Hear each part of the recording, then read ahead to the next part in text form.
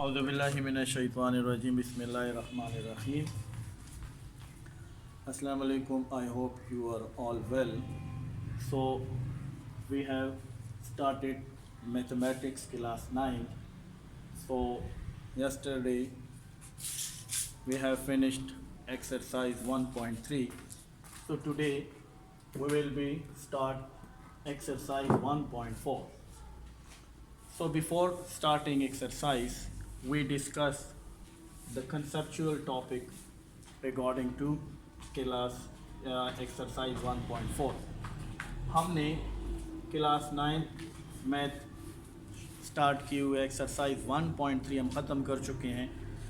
1.3, 1.2, 1.1 की जितने भी कंसेप्चुअल टॉपिक्स के हवाले से वीडियो हैं, जितने क्वेश्चन आंसर हैं, ये तमाम की तमाम हमारे चैनल में प्लेलिस्ट में मौजूद हैं। अगर आप मैथ को सीखना चाहते हैं शुरू से, तो हमारे चैनल में प्लेलिस्ट पे आएँ। हर एक्सरसाइज की अलग अलग एक प्लेलिस्ट बनी हुई है, तो वहाँ पे आपको ये तमाम चीज़ें डिटेल से मिलेंगी। एक्सरसाइज 1.4 शुरू करने से पहले जिस तरह हमारा एक मेथड है कि हम एक्सरसाइज को स्टार्ट करने से पहले वहाँ के जो टॉपिक हैं, जो थ्योरी है, उसको डिस्कस करते हैं, उसको हम देखते हैं, डिटेल से समझते हैं, क्योंकि अगर थ्योरी समझ आ जाती है फिर क्वेश्चन सॉल्व करना इजी है। तो 1.4 में हमने इससे पहले 1.3 में पढ़ा था multiplication of a matrix bye a real number, कि किसी भी मैट्रिक्स को आप किसी रियल नंबर से मल्टीप्लाई कर सकते हैं। यहाँ पे है multiplication of for matrix with another matrix. यहाँ पे हम दो मैट्रिक्स लेंगे, उसको मल्टीप्लाई करेंगे। कौन से मेथड से मल्टीप्लाई करेंगे, क्या कंडीशन है, वो कंडीशन भी हम पढ़ेंगे। तो मल्टीप्लिकेशन ऑफ मैट्रिक्स के लिए ज़रूरी चीज़ क्या है पहले, कि conformability for multiplication of matrix. So what conditions, so what is the conditions due to या through which the two matrix are conformable for multiplications. जिस तरह हमने एडिशन ऑफ मैट्रिक्स में पढ़ा था कि कब दो मैट्रिक्स आपस में ऐड होते हैं, जब उनका ऑर्डर सेम होता है, तो तब दो मैट्रिक्स हम क्या कर सकते हैं, ऐड कर सकते हैं।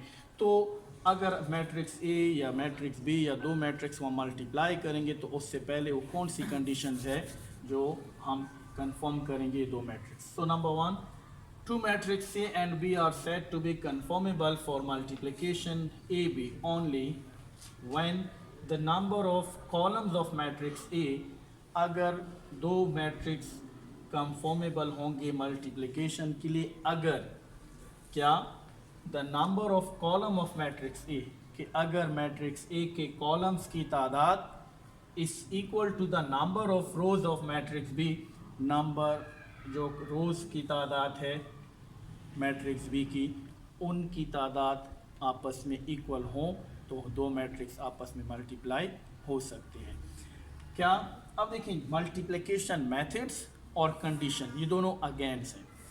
अब जब हम मेथड्स को देखते हैं तो हम मैट्रिक्स ए के रो को कॉलम से मल्टीप्लाई कर रहे थे। कंडीशंस जो है वो इसके अगेंस्ट है। कंडीशन में हम क्या करते हैं, मैट्रिक्स बी के कॉलम्स की तादाद, मैट्रिक्स ए की रो की तादाद को हम देखते हैं।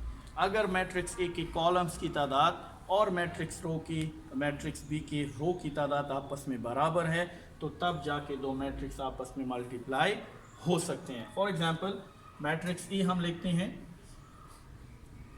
1 2 3 4 5 0, ये मैट्रिक्स ए है। अब इस मैट्रिक्स का ऑर्डर क्या है, how many rows, 1 2 3 rows, row columns कितने हैं, 2। तो हमने यहाँ पे पढ़ा कि when the number of column of matrix A, तो कॉलम ऑफ मैट्रिक्स ए को हाईलाइट करें, ए के कितने कॉलम्स हैं, 2। अब मैट्रिक्स बी के रो की तादाद भी 2 होनी चाहिए, तो मैट्रिक्स बी उठाइए, मैट्रिक्स बी लिखते हैं 1 3 4 एंड 0। अब यहाँ पे देखें, इसका ऑर्डर देखें, तो 2 क्रॉस 2, यानी how many rows, 2 rows and 2 column. तो यहाँ पे हमने देखा कि number of the column of matrix A is equal to the number of rows of matrix B. तो number of rows matrix B में कितने हैं? 2।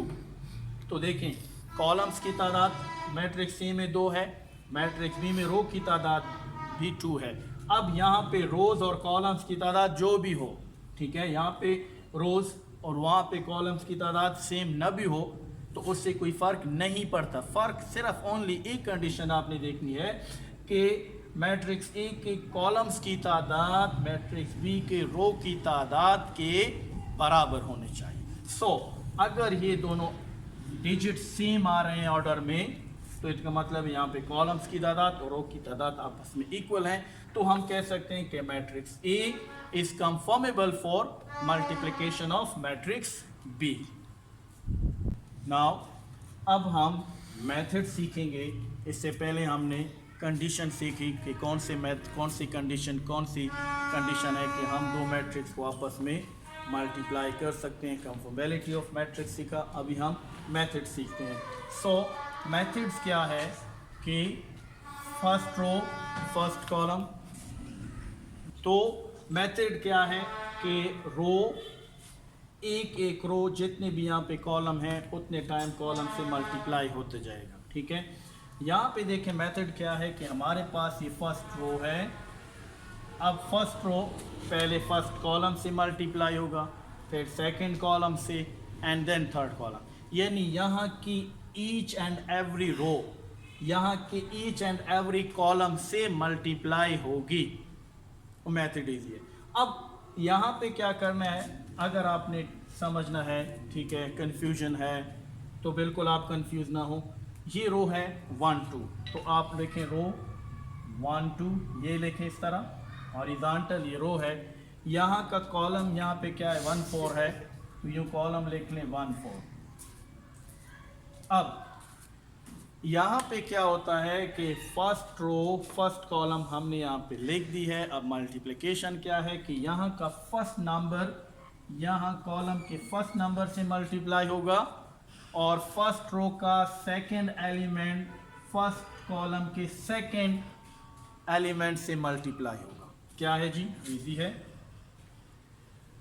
अब देखें 1 मल्टीप्लाई बाय 1, तो हम इधर लिखते हैं 1 multiply 1 plus 2 multiply by 4।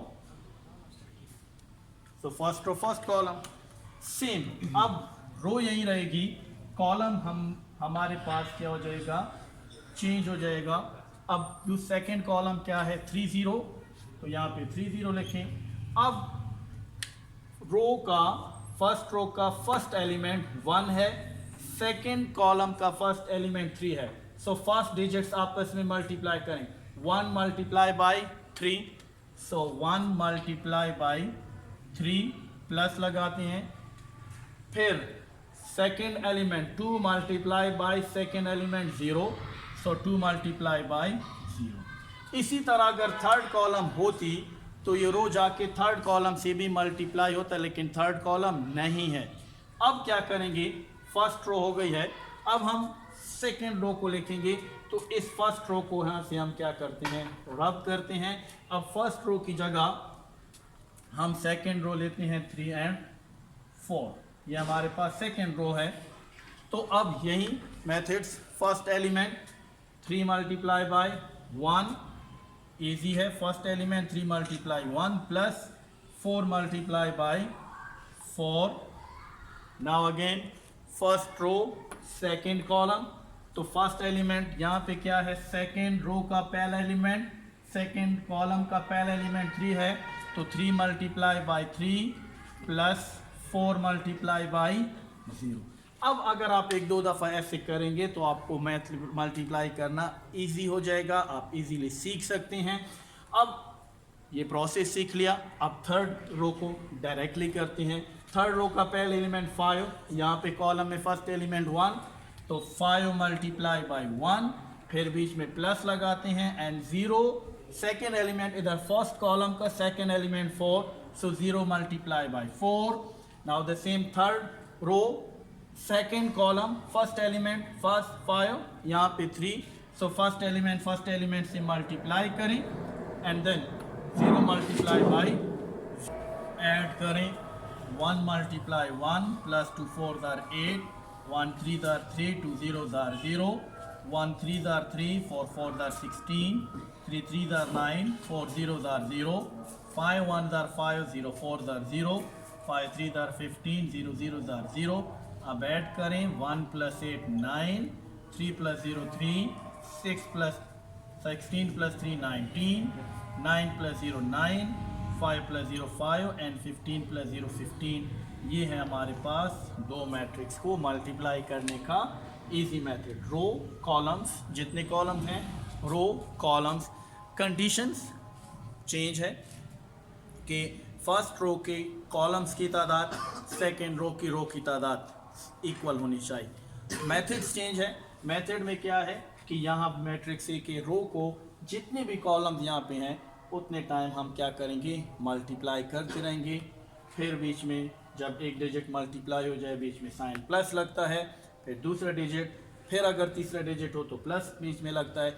So this is easy method for multiplication of matrix A and matrix B. अब इस मल्टीप्लिकेशन ऑफ मैट्रिक्स में अगर आपके जहन में कोई, आपके माइंड में कोई क्वेश्चन हो, कोई भी इस तरह की कन्फ्यूजन हो तो आप कमेंट्स बॉक्स में आए हमसे पूछें. इंशाल्लाह मल्टीप्लिकेशन ऑफ मैट्रिक्स डिटेल से आगे इसके क्वेश्चन एक्सरसाइज में करेंगे, लेकिन थ्योरेटिकली थोड़ा सा कॉन्सेप्ट गेन करना, थोड़ा सा समझना ये बहुत इजी है. अगर आप थ्योरी समझ जाते हैं, आप इस मेथड को समझ जाते हैं, फिर क्वेश्चन आप ख़ुद भी सॉल्व कर सकते हैं. सॉल्यूशन मुश्किल नहीं है, कंसेप्चुअल इस चीज़ को सीखना बहुत बहुत ज़रूरी है अगर आप मैथ में आगे जाना चाहते हैं. तो नेक्स्ट वीडियो के साथ हाजिर होंगे. चैनल को सब्सक्राइब करें. अपना ख्याल रखिए. अल्लाह हाफिज़.